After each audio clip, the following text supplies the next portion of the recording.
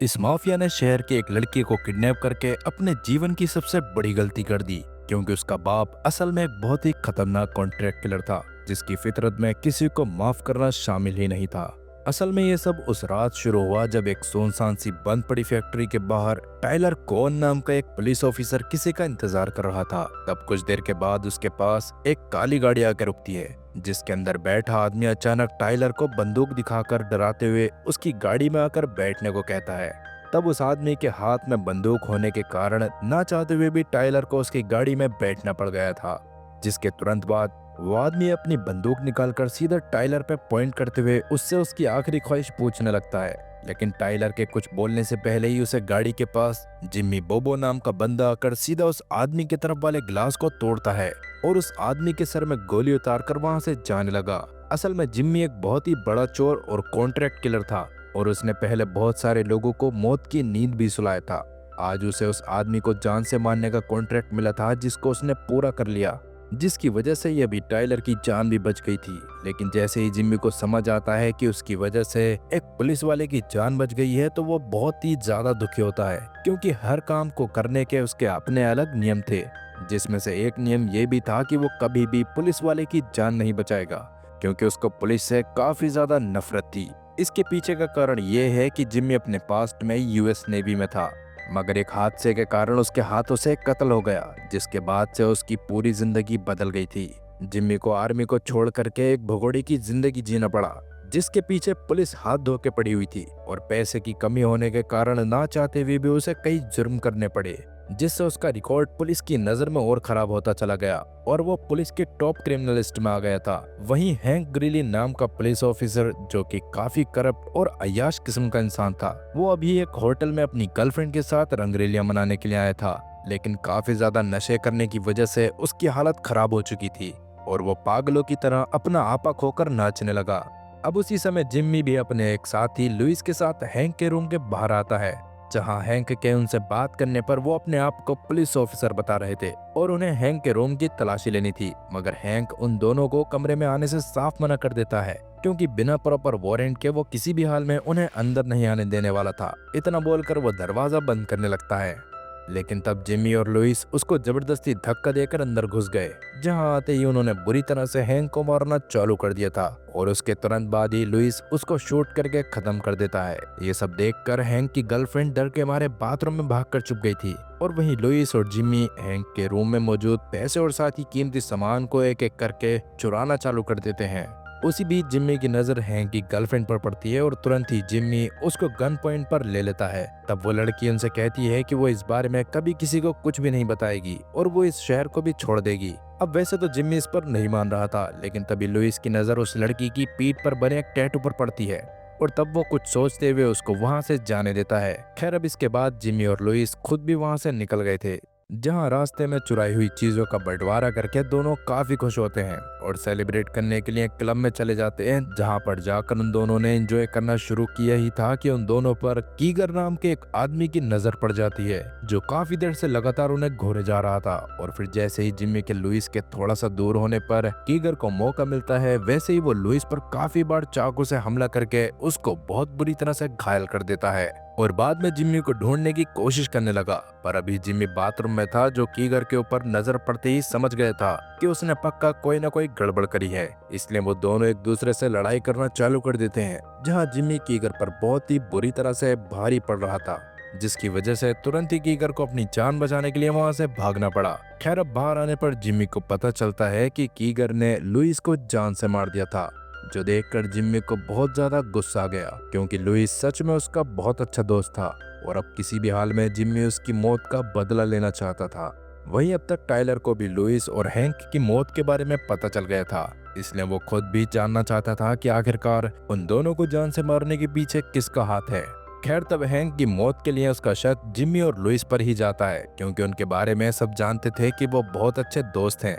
और उन दोनों ने ही पक्का पैसे के लिए हैंक को जान से मारा होगा। इसलिए अब वो जिम्मी से मिलने के लिए बार में चला जाता है, जहां पर जिम्मी अक्सर आया करता था और किस्मत से आज आकर वो सीधा टाइलर के बगल वाली सीट पर ही आकर बैठ गया था। तब टाइलर बड़े ही दावे के साथ जिम्मी से कहता है कि हैंक को उसी ने मारा है, जिस पर जिम्मी ने भी तुरंत ही इस बात को एक्सेप्ट कर लिया था कि हाँ उसने ही हैंक को जान से मारा था। जो जानने के बाद टाइलर उसको पकड़ने के बजाय उसके दोस्त के कातिल को पकड़ने में मदद करने का डिसाइड करता है। पर ये सब असल में उसका प्लान था ताकि वो लुइस के कातिल और जिम्मी को एक साथ पकड़ सके। लेकिन जैसा कि जिम्मी को पुलिस वालों से नफरत थी, इसलिए वो उसकी मदद लेने से साफ मना करते हुए वहां से जाने लगता है। तब उस समय टाइलर उसको काफी ज्यादा समझाने की कोशिश कर रहा था कि उसको टाइलर की मदद ले लेनी चाहिए, क्योंकि उसके हिसाब से कोई ना कोई इंसान ऐसा था जिसके हिसाब से टाइलर और लुइस उसके लिए आगे चलकर बड़ा खतरा बन सकते थे,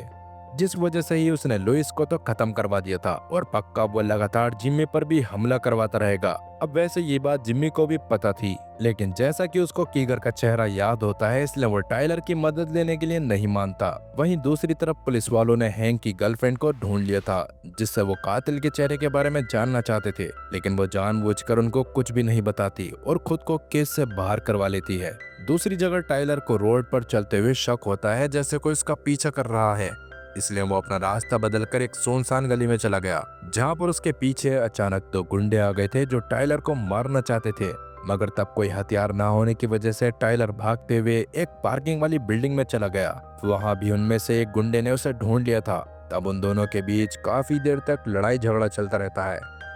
जिसमें किस्मत से टाइलर उसकी गन लेके उसको ही शूट करके खुद को बचा लेता है। लेकिन अब वो वहां से निकल ही रहा था कि तभी पीछे से एक दूसरा गुंडा टाइलर को शूट कर देता है, जिसके बाद वो टाइलर को खत्म करने ही वाला था। पर तभी जिम्मी वहां आकर सबसे पहले तो वो उस गुंडे को अपनी कार तले रौंद देता है और टाइलर को कार में बिठाकर वहां से भागने लगता है। अब टाइलर तो खुद भी ये देखकर काफी ज्यादा शौक हो गया था कि जिम्मी ने वापस से आकर उसकी मदद क्यों की। खैर अभी जिम्मी उसको अपने साथ एक टैटू पार्लर में लेकर जाता है, जहां पर लीजा नाम की एक टैटू आर्टिस्ट के साथ साथ जिम्मी की बेटी भी थी, जिसको जिम्मी बताकर टाइलर की मदद करने को कहता है। जिस पर शुरू में तो किसी भी क्रिमिनल एक्टिविटी में लीजा जिम्मी का साथ देने से मना कर देती है,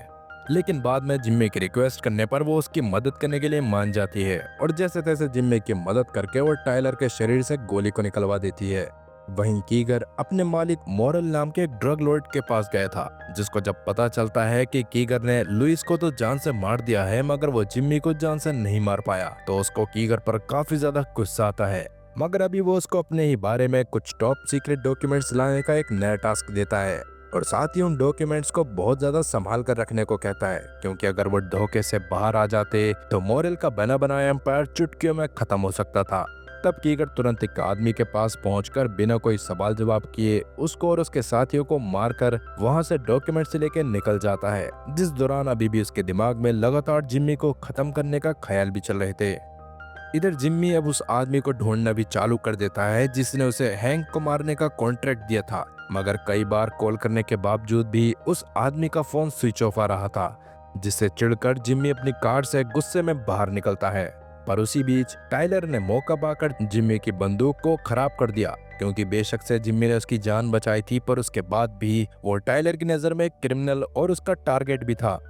खैर अब गाड़ी में अंदर आने पर जिम्मी उसको बताता है कि वो उस आदमी को पकड़ना चाहता है जिसने उससे और लुइस से हैंक को मरवाया था, क्योंकि शायद ये सब उसके ही एक बड़े प्लान का हिस्सा था। इसलिए अब उसको पकड़ने के बाद ही कोई जानकारी हाथ लग सकती थी, मगर उसको काफी ज्यादा ढूंढने के बाद भी उसके बारे में जिम्मी को कुछ भी पता नहीं चल रहा था। अब इसके तुरंत बाद टाइलर उस नंबर को पुलिस डिपार्टमेंट में भिजवा देता है और कुछ ही देर में उसके फोन की लोकेशन मिल जाती है। तब जिम्मी उस जगह पर पहुंचकर उस आदमी से कीगर और उसके गैंग के बारे में पूछताछ शुरू कर देता है, मगर वो उन लोगों के बारे में अपना मुंह नहीं खोल रहा होता। वो बस बार बार सिर्फ एक ही बात कह रहा था कि उसे इस बारे में कुछ नहीं पता। वो किसी भी टास्क देने वाले की आइडेंटिटी के बारे में नहीं पूछता, जिस पर जिम्मी को विश्वास नहीं होता और वो अपनी गन से उस आदमी को शूट करने की कोशिश करता है, मगर जैसा कि टाइलर ने उसकी गन को खराब कर दिया था इसलिए उसकी गन काम ही नहीं करती। खैर अभी बंदूक के ना चलने से उस आदमी को अपनी गन उठाने का मौका मिल गया और उसी दौरान जिम्मी भी उस पर हमला कर देता है।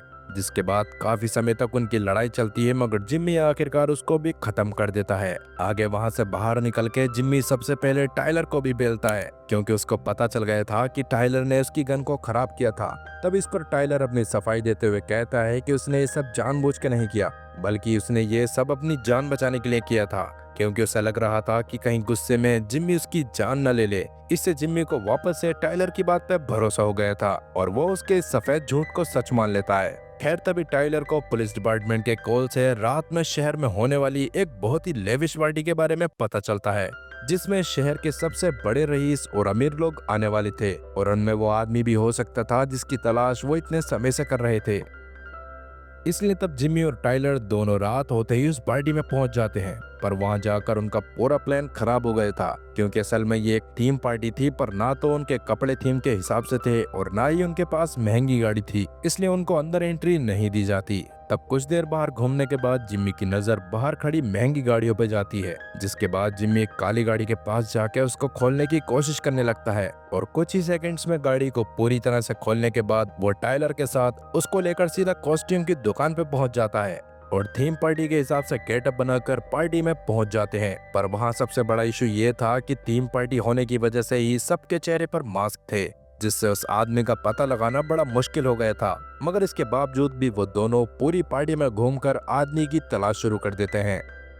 जिसके कुछ ही देर बाद जिम्मी की नजर एक आदमी पर जाती है, जिस पर नजर रख के जिम्मी को कंफर्म हो गया था कि ये आदमी असल में कीगर ही है, जो वहाँ शायद अपने मालिक मॉरल के साथ इस जगह पर आया हुआ था। पर अभी उनके कुछ करने से पहले ही टाइलर के पास एक कॉल आया, जो कि उन खोए हुए डॉक्यूमेंट्स के मेन मुजरिम के बारे में था, जिसमें मॉरल के राइट हैंड मार्कस के बारे में काफी इंफॉर्मेशन थी, और वो मॉरल के राइट हैंड के साथ साथ उसका पार्टनर भी था। मार्कस भी असल में उस पार्टी में आया हुआ था, जिसके बारे में टाइलर जिम्मी को बताकर उससे अभी कीगर को छोड़कर मार्कस को पकड़ने को कहता है, जो किस्मत से बड़ी आसानी से उन्हें मिल भी गया, क्योंकि असल में वही इस पार्टी का ऑर्गेनाइजर भी था। अब आगे मार्कस के बाथरूम में जाते ही जिम्मी भी उसके पीछे पीछे पहुंच गया और कुर्सी की मदद से डोर को अंदर से बंद करके जिम्मी डैगर से मार्कस को घायल कर देता है, जिससे मार्कस बेहोश हो गया। जिसके बाद टाइलर की मदद से जिम्मी ने मार्कस को पार्टी से बाहर भी निकाल लिया था। वहीं जब बाद में कीगर और मॉरल को मार्कस के गायब होने के बारे में पता चलता है, तो उसमें साफ पता चल जाता है कि दो आदमी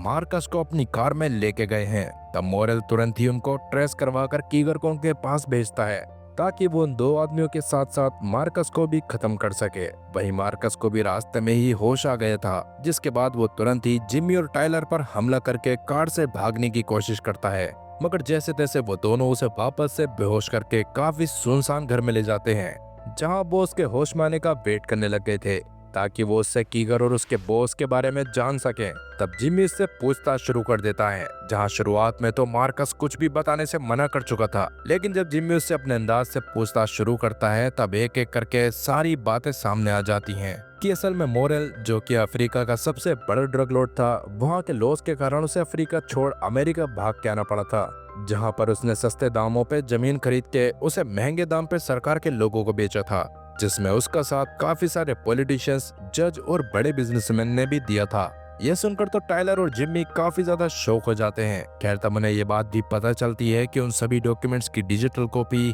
मार्कस के गले में मौजूद लॉकेट में थी, जो जानकर टाइलर तुरंत ही उसके लॉकेट से एक पेन ड्राइव को निकालकर अपने पास रख लेता है। तभी जिम्मी मार्कस को शूट करके खत्म भी कर देता है। अब इसके बाद जिम्मी और टाइलर वहां से जा ही रहे थे कि तभी कीगर अपने साथियों के साथ वहां आकर उन पे गोलियां चलाने लगता है, लेकिन दोनों किसी तरह बचते हुए उस घर से बाहर आ गए थे, और तब कीगर के अंदर पहुंचने पर उसे बस वहां मार्कस की लाश मिलती है। पर तभी जिम्मी वापस से अंदर आकर कुछ बॉम्ब्स को ऑपरेट करता है, जो असल में पहले ही उसने वहां पर लगा दिए थे, और उससे पूरे घर में कई धमाके हुए, जिससे कीगर के सभी साथी मौके पर ही मारे गए थे, लेकिन कीगर की जान जैसे तैसे बच गई थी। इसलिए गुस्से में वो भी उन दोनों को ढूंढने के लिए उठता है, लेकिन उसके बाहर निकलने से पहले ही वो दोनों काफी दूर जा चुके थे, इसलिए अभी कीगर उनका पीछा नहीं कर पाता। वहीं वो दोनों लीजा के घर पे आकर सबसे पहले तो पेन ड्राइव के डाटा को कॉपी करके सारी इन्फॉर्मेशन को ढूंढना शुरू करते हैं, और तब जाकर उन्हें पता चलता है कि उसमें सारे गलत कामों की ट्रांजैक्शंस का रिकॉर्ड था,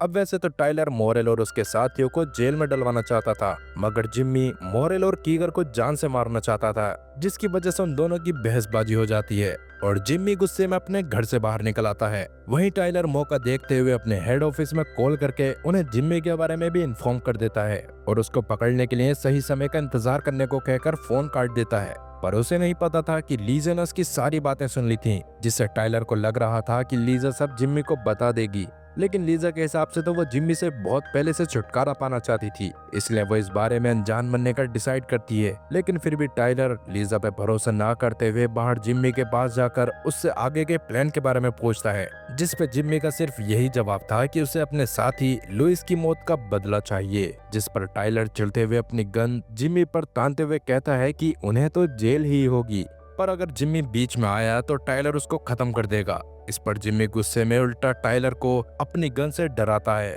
और गुस्से में अपनी कार लेकर वहां से निकल गया। वहीं कीगर जिम्मी और टाइलर को ढूंढते हुए पहले टाइलर के ऑफिस पहुंचता है, जिसके बाद वो लीजा के टैटू पार्लर भी पहुंच गया था। तब शुरू में तो लीजा कीगर को ना जानने के कारण कस्टमर समझकर बैठने को कहती है, मगर कीगर वहां मौजूद लोगों को जान से मारने लगता है, जिसके बाद वो सभी को जान से मारने के बाद लीजा को अपने साथ पकड़कर ले गया था। जिसके बारे में अनजान टाइलर अभी रोड पर अकेले घूमते हुए अपने साथी को कॉल करके जिम्मी की सारी जानकारी दे देता है। फिर इसके थोड़ी देर बाद ही वो आदमी टाइलर के पास आकर उसको अपने साथ एक खाली जगह ले जाकर उसके ऊपर ही गन पॉइंट कर देता है, क्योंकि असल में वो मॉरल के लिए काम करता था और वो बस टाइलर की मदद करने का दिखावा इसलिए कर रहा था ताकि वो जिम्मी और बाद में उस पेन ड्राइव तक पहुंच सके। पर अभी उस आदमी के टाइलर को शूट करने से पहले ही एक बार वापस से जिम्मी आकर उस आदमी को ही मारते हुए टाइलर की जान बचा लेता है, जिससे टाइलर इस बार सच में जिम्मी के लिए शुक्रगुजार था। और साथ ही उसको ये बात भी समझ आ गई थी कि उसके डिपार्टमेंट के काफी लोग असल में सांप हैं जो मॉरल की ही धुन पर नाचते हैं। तभी जिम्मी को कीगर का कॉल आता है, जिसने उसको लीजा के बारे में बता दिया था और अब वो चाहता था कि जिम्मी जल्दी से उस पेन ड्राइव को लेकर कीगर के पास आ जाए, और अगर जिम्मी ऐसा नहीं करता तो कीगर उसकी बेटी को जान से मार देगा। ये सुनकर जिम्मी को काफी दुख होता है और उसको वो समय याद आता है जब उसकी बीवी की डेथ के बाद वो लीजा का बहुत अच्छे से ख्याल रखता था, मगर आज बस उसकी लापरवाही की वजह से लीजा की जान खतरे में थी। इसलिए वो तुरंत ही पेन ड्राइव को लेकर अकेले कीगर की बताई हुई जगह पर पहुंच जाता है, जहां पर कीगर और मॉरल उस जगह पर पब बनाने की तैयारी में थे। खैर तब मॉरल के कुछ आदमी जिम्मी को मॉरल के पास लेकर आते हैं, जहां जिम्मी को ये बात समझ आती है कि असल में अब तक उसको कॉन्ट्रैक्ट देकर लोगों की हत्या करवाने वाला इंसान कोई और नहीं बल्कि खुद मॉरल ही था। तब मॉरल जिम्मी से टाइलर के बारे में पूछता है, जिस पर जिम्मी उसको ऐसा दिखाने लग गया था कि टाइलर से लड़ाई के बाद टाइलर ने उससे कोई बात नहीं करी है। खैर अब जैसा कि मॉरल जिम्मी के खतरनाक होने के बारे में जानता था, इसलिए वो जल्दी से उस पेन ड्राइव को मांगते हुए लीजा को वहां से जाने को कहता है। पर कीगर क्योंकि जिम्मी को जान से मारना चाहता था, इसलिए उसे मॉरल की इस हरकत पर बहुत ज्यादा गुस्सा आ गया, लेकिन वो मॉरल के खिलाफ कुछ नहीं कर सकता था। पहले भी जिम्मी लीजा के चेहरे के हालत को देखने के बाद बहुत ज्यादा गुस्से में आ गया था, क्योंकि मॉरल और उसके साथियों ने उसको मार पीट कर टॉर्चर भी करा था। पर तब मॉरल उससे माफी मांगते हुए उसे बात ना बढ़ाने को कहता है, जिस पर जिम्मी भी वहां से जाने लग गया था। लेकिन कीगर अब गुस्से में मॉरल पर चिल्लाने लग गया था, लेकिन मॉरल के लिए तो उस पेन ड्राइव और पैसे के अलावा कुछ भी कीमती नहीं था। मगर अब कीगर खुद को कंट्रोल नहीं कर पाता और मॉरल के सभी गार्ड को एक एक करके गोलियों से छल्ली कर देता है, जिससे मॉरल समझ गया कि अब कीगर उसे भी मार देगा। इसलिए वो उसको समझाने लगता है कि वो कीगर के पैसे बढ़ा देगा और वो जिम्मी को मारने के कई मौके उसके सामने भी लेकर आएगा। लेकिन कीगर इतने ज्यादा गुस्से में था कि उसको कुछ सुनाई ही नहीं दे रहा था और वो फाइनली मॉरल को भी शूट करके खत्म कर देता है और जिम्मी को ढूंढने की कोशिश करने लग गया। खैर अब तक टाइलर भी वहां पर आ गया था, जिसके वहां के माहौल को देखने के बाद तो सिट्टी पिट्टी गुल हो गई थी और उसको लग रहा था कि पक्का इन सबको जिम्मी ने ही ठिकाने लगाया होगा। वहीं जिम्मी खुद भी कीगर के दिमागी संतुलन के हिलने के बारे में समझ चुका था, इसलिए वो लीजा को बाहर लाने के बाद पहले तो कीगर को खत्म करने का डिसाइड करता है, जिसके बाद वो तुरंत ही कीगर के सामने जाकर उस पर हमला करने लग गया था, जहां कीगर भी अपनी बंदूक फेंककर उससे कुल्हाड़ी से लड़ाई करने लग जाता है। तब दोनों एक दूसरे को बराबरी की टक्कर दे रहे थे। उसी दौरान कीगर जिम्मी की कुल्हाड़ी को तोड़ देता है और सीधा जिम्मी की गर्दन पे वार करने की कोशिश करने लगता है, मगर उसके ऐसा करने से पहले ही टाइलर पीछे से उसको शूट करके खत्म कर देता है, जिससे अब जिम्मी की जान तो बच गई थी। पर जैसा कि जिम्मी खुद भी लुइस की मौत का बदला कीगर से खुद लेना चाहता था, इसलिए वो गुस्से में टाइलर को ही सुनाने लगता है और गन उठाकर टाइलर के कंधे पर शूट कर देता है। लेकिन अब इससे आगे वो बिना कुछ करे वहां से लीजा के साथ जाने लग गया था। लेकिन लीजा टाइलर की मदद करने के लिए वहां पर ही रुकना चाहती थी, इसलिए जिम्मी भी उसके साथ वहां पर ही रुकता है। अब इसके कुछ दिन बाद टाइलर सही होकर वैसे ही जिम्मी से मिलने पब में जाता है, जहां जिम्मी को वो बताता है कि उसने जिम्मी के पास्ट के सारे गुनाहों के डाटा को खत्म करवा दिया है, ताकि जिम्मी को सही से रहने का मौका मिले और वो एक अच्छे इंसान की तरह अपनी जिंदगी को बिताए। अब वैसे कंधे पर गोली खाने के बाद क्या आप किसी ऐसे इंसान की मदद करते? कमेंट सेक्शन में इस बारे में जरूर बताना। खैर इसी के साथ ये कहानी भी यहीं पर खत्म होती है। तो दोस्तों ये कहानी आपको कैसी लगी हमें कमेंट करके जरूर बताएं। साथ ही वीडियो को लाइक करें और चैनल को सब्सक्राइब करना ना भूलें। मिलते हैं अगली वीडियो में, तब तक के लिए गुड बाय।